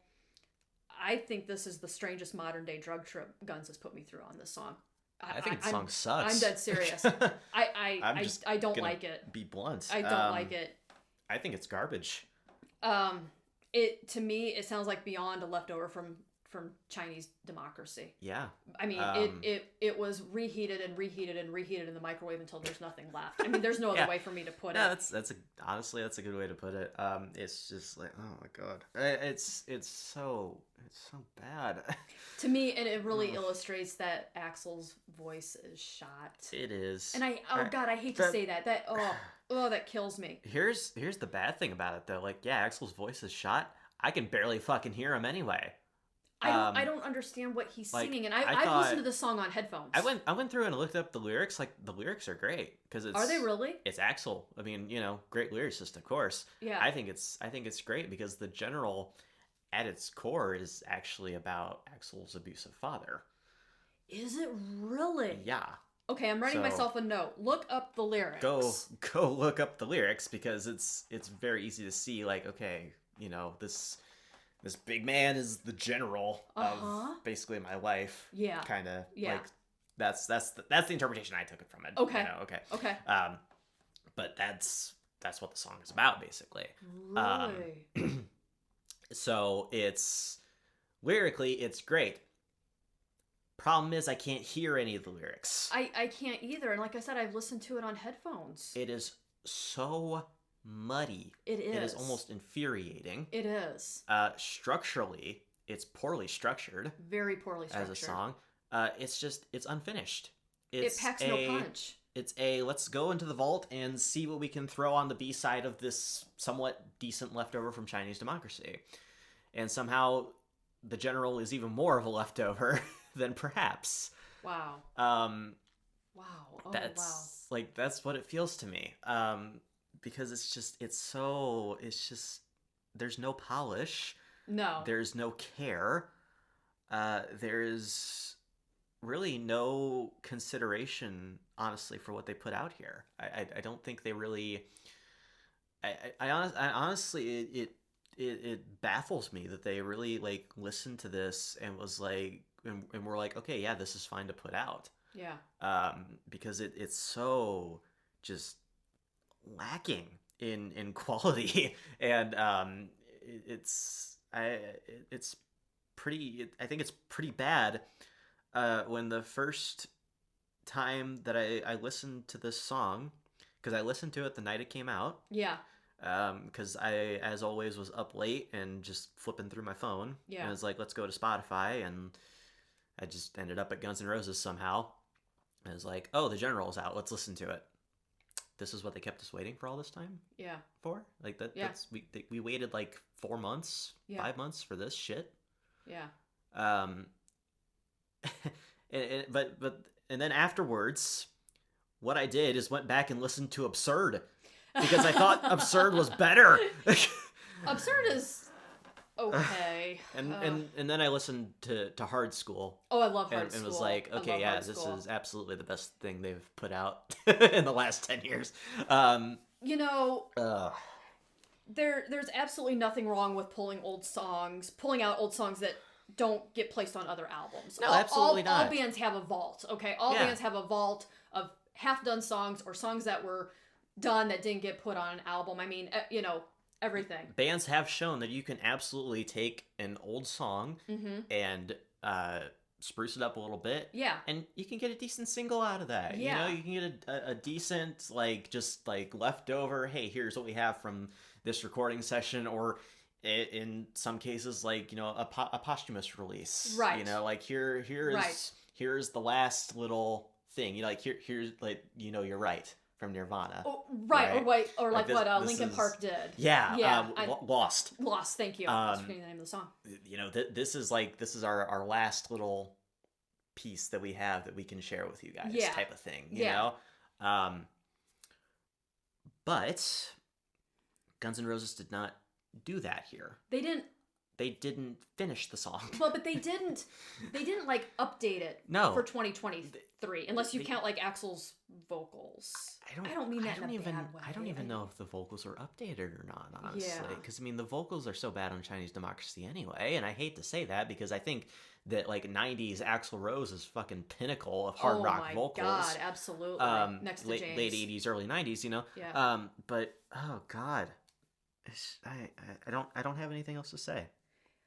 Because I'm just going to be repeating my criticisms at this point. Well, and like I said, I think you should freshen up stuff, even if you pulled something old out of the vault. Yeah. I think music should reflect the time. If I want to listen to something from 2008, I want it to be released in 2008 because it reflects the sound of the time. Sure. If you listen to the new Rolling Stones album, which is phenomenal, by the way. I still need to listen to it. It sounds like the Stones, but is the Stones updated for 2003? Keith is not pulling out the same old tired riffs. 2023. 2023, excuse me. Not 2003. Oh, no. It sounds like 2023, okay? Yeah. Well, it's like the new Metallica album. Absolutely. It's 2023. So, even though a couple of those songs for Metallica were written back in 19, they even talked about that. Oh, yeah. But it's updated. Same way with the Stones. The Stones are not putting out the same stuff that they did in the 70s. It's up to the level of quality that is expected in 2023. Right. Or that should be expected in 2023. Right. And it feels fresh and new because it is. Yeah.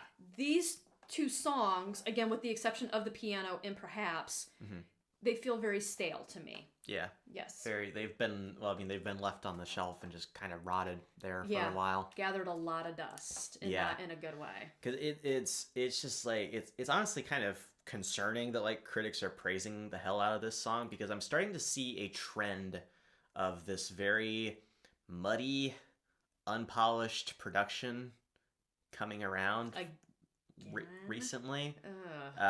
With a couple of songs. We're going to talk about this a little bit later, but like a couple of the songs that were nominated for the Grammys. Oh. We're talking about the Grammys just a moment here. Yeah. But it's a good example because a couple of songs there, the production is very muddy.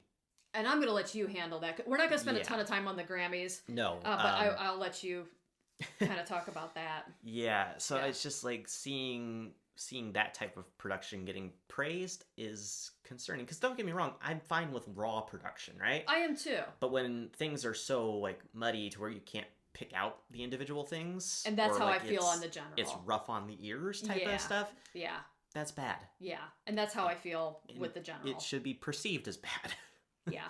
Yeah. So anyway, that's enough. What are we covering next? Okay. You're like, let's move on from this. Let's move on. He's making faces at me, folks. So this episode's already long, so let's move on. But I'm going to ask you, what would you rate the general out of 10? Oh God. 1. I'm going to go and look up the lyrics. Okay. And probably give it a 1 based on the lyrics, based on what you've told me. That's honestly, the lyrical content is the only reason. It sounds like an intriguing. The only reason, and it is. You look at the lyrics, it is an intriguing song. Axl can write. That's the only thing that saves it, though. Wow. And I can't really hear those lyrics in the actual song, so it's barely a 1. Wow. It's like a weak 1. Whew, alrighty. All right. After the roasting of Guns N' Roses. And keeping in the thread with old music. Yeah. Here is the debut of our new segment called Old Music, New to us. Yes. So we've come up with a new segment here on the podcast that we'll be featuring every once in a while. It won't be in every single episode. No. But this segment is titled Old Music, New to Me, and it's pretty much what it sounds like. We each talk about an album or band we have recently discovered and are listening to quite a bit. Mm-hmm. The only thing is, the album band is not current. It could be an album released 20 years ago, a band that was popular for a little time in the late 80s. Or the early 2000s even. Yeah, absolutely. Just like stuff that's been released many years prior that you're just discovering now. Absolutely. It's something that we've come across in old interviews, YouTube recommendations, friend recommendations, Spotify. It doesn't matter the medium to which we discovered it. Yep. The point is that it's become an album and or a band in our music library now. Yeah.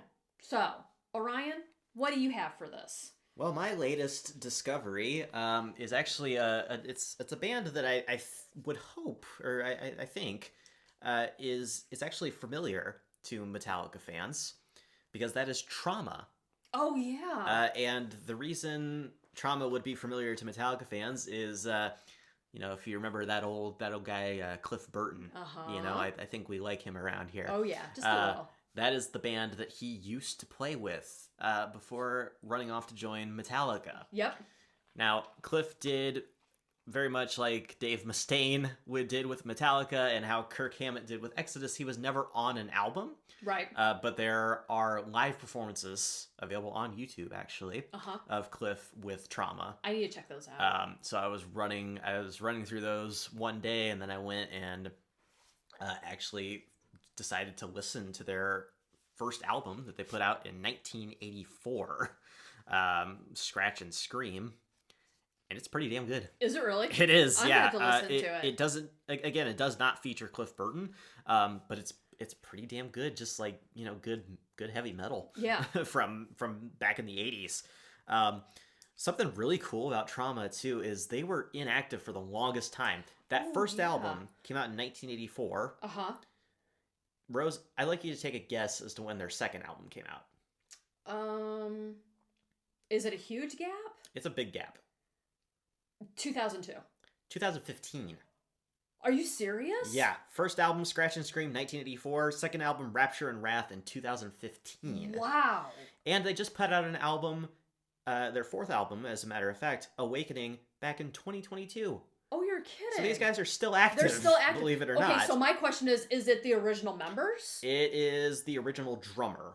Okay. I believe is the only original member of the band left. As we kind of see with bands nowadays. Right. And I believe some bands. I believe a couple of the founding members have actually passed away. Okay. I believe their founding vocalist passed away back in either 19 or 20, I want to say. Okay. I forgive me if I am not correct on my dates. I did some reading up and stuff on this band about a month ago. When I was when I was actually getting into them, Yeah. At that time. But it's really cool to see that. That's very cool. You get a former a band who a former member of Metallica played in, and then you go to find out oh wow, these guys are actually still active now, despite a huge gap, right? Yeah. They're still active. Yeah. So wow. But that's the old music that is new to me. Okay. As of this episode of Ride the Illusion podcast. So okay. Rose, I'll ask you the same question you asked me. Which band is new to you? I just want to preface this by saying, please keep an open mind as you listen to my choice, because it kind of blew me away too. So if you were around in 2001, and by that I mean a teenager or older, you were probably aware of a song titled Butterfly by the band Crazy Town. Oh boy. Yeah. Keep an open mind, okay? Rose, I don't like where this is going. Keep an open mind.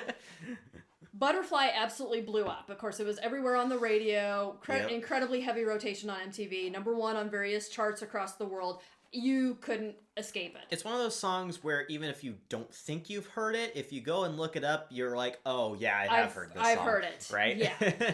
And their album, The Gift of Game, rocketed up the charts, and it sold about 2 million copies. Mm-hmm. Here's the thing, though. As we all know, Butterfly is a rotten song. Yeah, it kind of sucks. It's awful. It's embarrassingly simplistic with dumb lyrics. Even the band said it was kind of a joke song. And Crazy Town became known for this one stupid song, and they ended up being known as, quote-unquote, the Butterfly Band. Fun fact, though. They were actually on Ozfest for a short amount of time. What? And it didn't go over well with that crowd, okay? Well, I can imagine. Yeah, very short time. Sharon actually kicked them off the tour because they threw chairs and were drinking and stuff like that, and Sharon was like, get your ass off this tour. Please do not turn this off, okay? Do not. I have a point, okay? Do not turn this off. Don't run away yet. I'm not talking about their album, The Gift of Game. I recently discovered, thanks to the YouTube algorithm, the sophomore album that came out after all of this hoopla, 2002's Dark Horse. They had a second album. They had a second album, okay? This album is a radical departure from The Gift of Game, and in a good way. The album is a mix of nu metal, heavy metal, grinding guitars, a bit of hip hop, some pop thrown in. It covers all kinds of genres, but in a good way. Wow. There are parts, believe it or not, that straight up remind me of Linkin Park. Okay. I'm not joking. Is it reminding you of Linkin Park in a similar style, or is it reminding you of Linkin Park in a rip-off sort of way? No, in a similar style. Really? Okay. No, it's not a Linkin Park rip-off. Okay. It's a similar style. It's that nu metal screaming. It's good. It's really, really good. Well, how about that? The songs are catchy in a good way.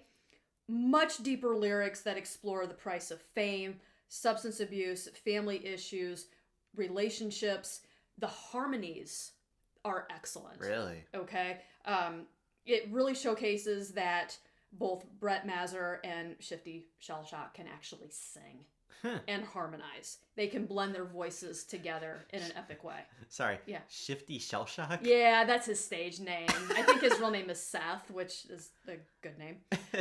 But the mixing is solid. And while it sounds a little mid-2000s dated, of course, it's in a good way, though. Like, oh, wow, that sound. I remember that sound of that time. In the sense of, I want to listen to an album from the mid-2000s.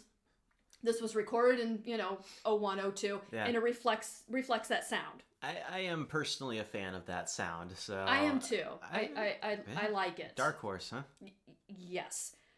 I do think that if this album came out before The Gift of Game and that stupid butterfly jingle, I think Crazy Town would have gone farther in their career and had a better career than just being known as a one-hit wonder. Yeah. If you like Linkin Park, if you like Limp Bizkit, if you like POD, I think you can find something on Dark Horse that you would really honestly enjoy. The album is out of print. You can find used copies of it on eBay, or if you're not an old fuddy-duddy like me, it is on Spotify in the United States. Unfortunately, it's not in other countries. Oh, interesting. It is on YouTube. Seriously, just literally open your mind and listen to it. It's good. I mean, if you're not in the US, you can always use a VPN, Yes, that works. You can. But it is. I've been listening to it so much. It's good. It's a real hidden type of album. I am honestly going to pull that up on my phone right now. Well, listen to it after we're done recording here. Yeah, give it a... Well, I mean pull it up on my Spotify and put it in my library. That's what I mean by that. Yeah. But... No, I think it's... There's maybe a couple songs on there that are maybe not as strong, that I kind of roll my eyes at a little bit because of the lyrical content. Sure. But I think it's a lot better than The Gift of Game, and is miles better, of course, than Butterfly. Yeah. Well, yeah. There's some excellent guitar work in there, especially on the first 3 songs. I will give it a shot. Yeah, give it a shot and let me know what you think out there. If you're listening, open your mind. Just listen to it. If you don't like it, that's fine. But that's what I discovered, and I always get excited by that kind of stuff. Like, oh wow, something different. With music, you gotta try all kinds of stuff. Yes. I think Yes. So I always encourage people to go outside of their comfort zone, their usual genres. So. I agree. Alrighty. So the Grammy Awards. Yes, as I mentioned, the nominees are out. Yes. And we are so happy to report that Metallica have been nominated for 3 different awards. Best Rock Performance for Lux Eterna. Yes. Best Metal Performance for 72 Seasons. And Best Rock Album for 72 seasons. Hell yeah, man. It's good to see, honestly. Absolutely. This is really it's just I mean, it's not the Grammys without Metallica getting nominated, is it? I mean, come on. I know. Do you want to talk about these a little bit, or I'd like to go over a few. If we can go over Best Rock Album and Best Rock Song. Okay. That's kind of what I'd like to talk about, because obviously, Metallica are not the only nominees here. They're not nominated in Best Rock Song. Did you still want to talk about that? I still want to talk about the nominees for that, though, because Metallica may not be nominated, but the song "Angry" by Rolling Stones. Oh, that's fantastic. Is nominated, and "Rescued" by Foo Fighters. Yes. Is nominated. Both of those bands, of course, we love here at the Ride the Illusion podcast. Yes. So have to talk about them. Of course, "Rescued," emotionally and instrumentally powerful song.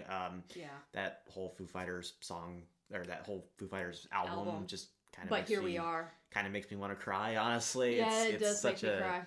It's such a just powerful release from them. Of course, after the passing of their drummer, Taylor Hawkins. Taylor Hawkins. And then Dave lost his mom. Yeah. If you don't know, Dave Grohl and his mom were very close. It's Dave Grohl and the rest of the Foos, honestly, processing a lot of grief and a lot of loss on this record. So seeing that not only is one of the songs nominated for Best Rock Song, but Here We Are is also nominated for Best Rock Album. Yeah, let's just look at the nominees here for Best Rock Album, and that's for albums containing greater than 75% playing time of new rock, hard rock, or metal recordings, according to the Grammys. Yeah. So you have But Here We Are by the Foo Fighters. Fantastic record. Starcatcher by Greta Van Fleet. 72 Seasons by Metallica. Another fantastic record. This Is Why, Paramore.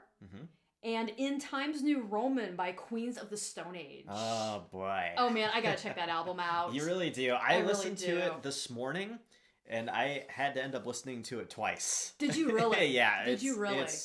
I have to say, I've never really gotten into Queens of the Stone Age. I know Dave Grohl was the drummer for them for a while. They have some good stuff. I've heard songs that he was the drummer on before. There's some iconic tracks featuring Dave Grohl from them, of course.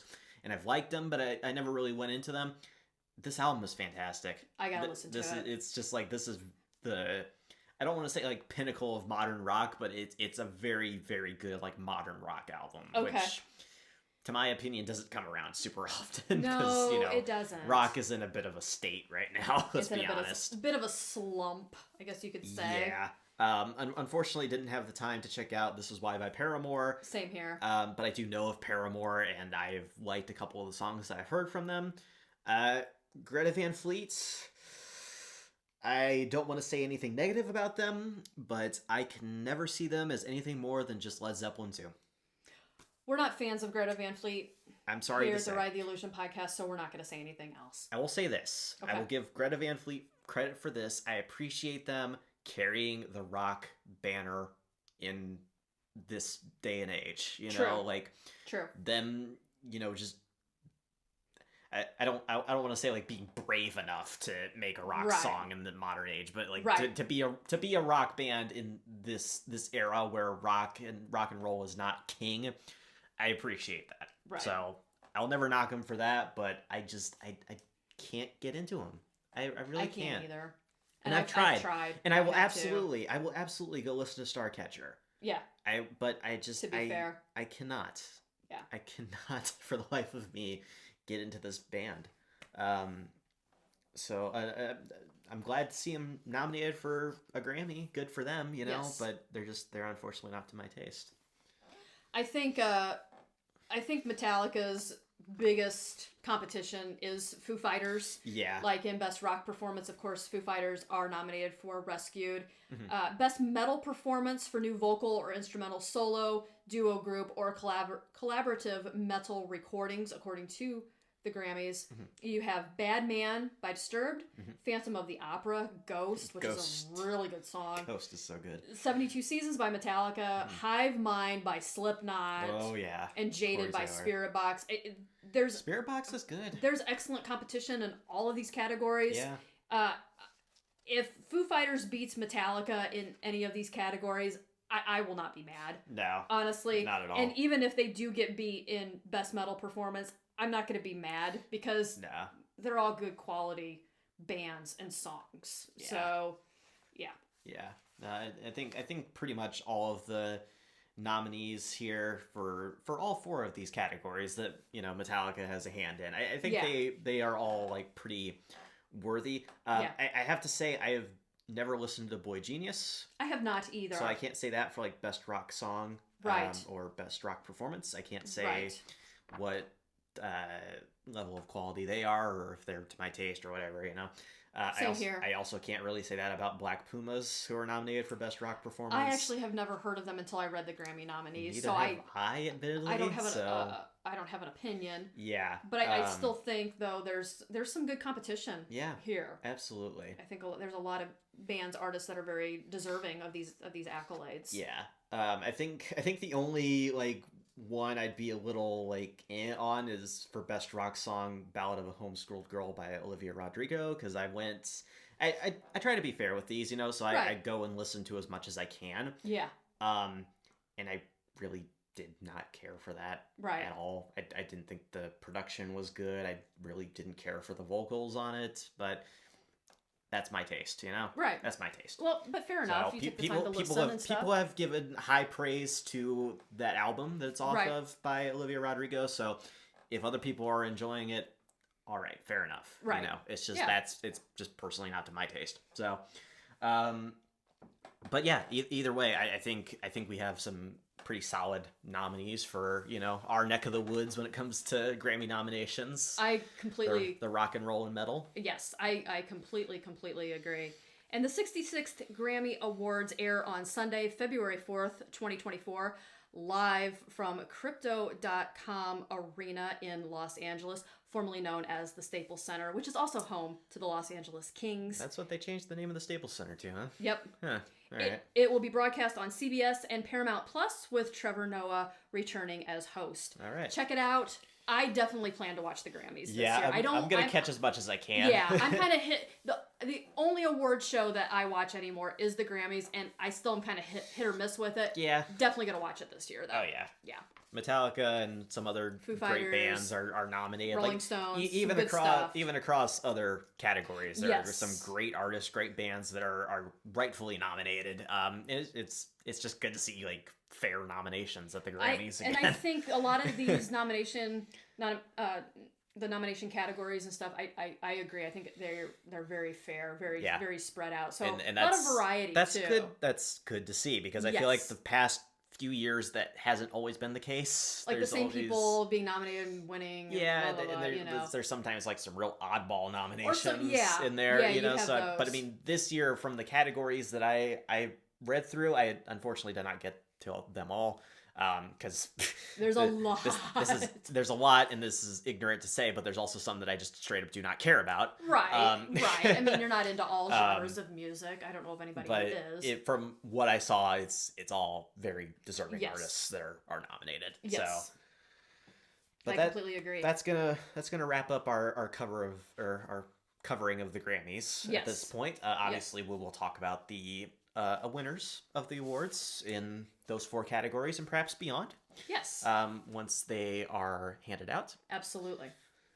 So, Rose, do we have anything else we want to say? Well, just a couple more things here. We hate to end episodes on sad notes, but things that we do want to mention. I'm sure all of you are aware that Lars's father, Torben Ulrich, passed away recently. He had died at the age of 95 back on either December 19th or 20th. I'm not quite sure, but he did pass recently. And Lars posted a tribute to his dad on Instagram. There's some great pictures that he posted of his father, but also of him and his dad, Lars, as a little kid on the tennis courts with his, just really, really sweet pictures. Yeah.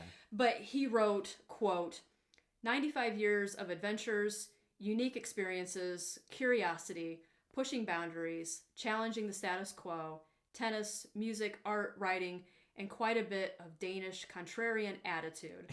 Thank you endlessly. I love you, Dad. Aww. So we want to extend our condolences to our absolute favorite Danish drummer on the passing of his amazing father. Just go in and read about his dad, Torben. He did so much. He was a musician. He was a writer. Of course, he was an amateur and professional tennis player. Yeah. Just what a life he lived. So I'm sorry to Lars for this.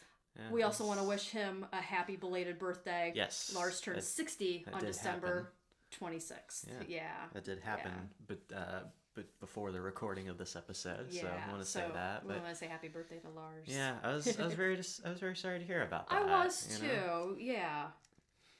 Anything else? I do also want to mention too. We have unfortunately had another passing in the music community here. Yes. The original drummer of AC/DC, Colin Burgess, passed away December 15th of this year. He was 77. Oh wow.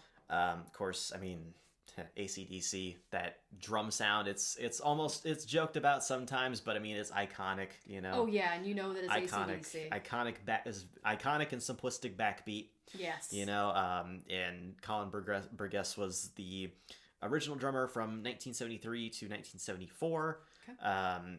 So, you know, founding member of the band. Correct. And it's always a shame to see a founding member of a band, especially one that is so, you know, legendary and iconic as AC/DC. Yeah. Passing away. He was also a drummer in a band called the Masters Apprentices from 1968 to 1972. Oh wow. And they actually had some top 20 singles chart success. They had a few songs. 5'10" Man, Think About Tomorrow Today, Turn Up Your Radio, and Because I Love You. Oh, just a few. Yeah. That had some success on the charts, you know. Very so cool. If you haven't ever heard of the Masters Apprentices, go take a listen to them. Okay. Good, just like old school, you know, type of stuff. Old school rock and roll. Yeah. Yeah.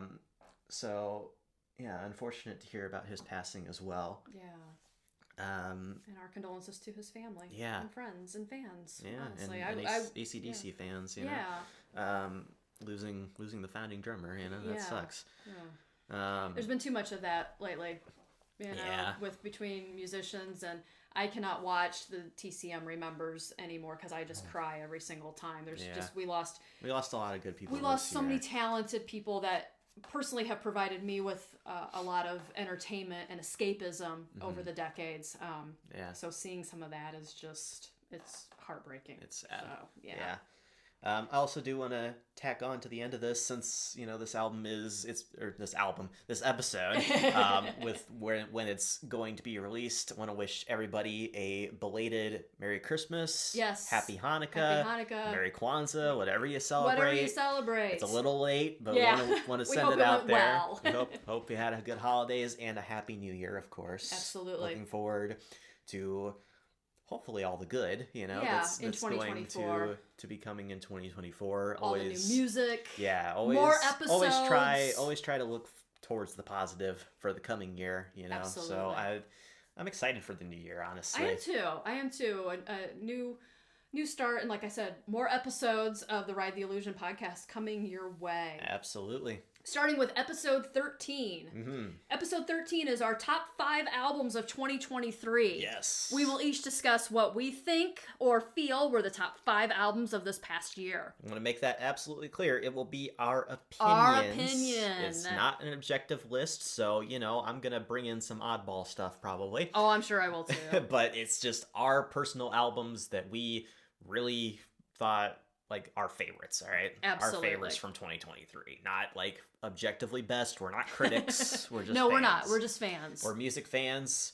It's just what we love, all right? So... In terms of posting date, we're aiming for January 20th. That gives us... That may seem just a bit late into the first month of 2024 to do a best of 2023, but...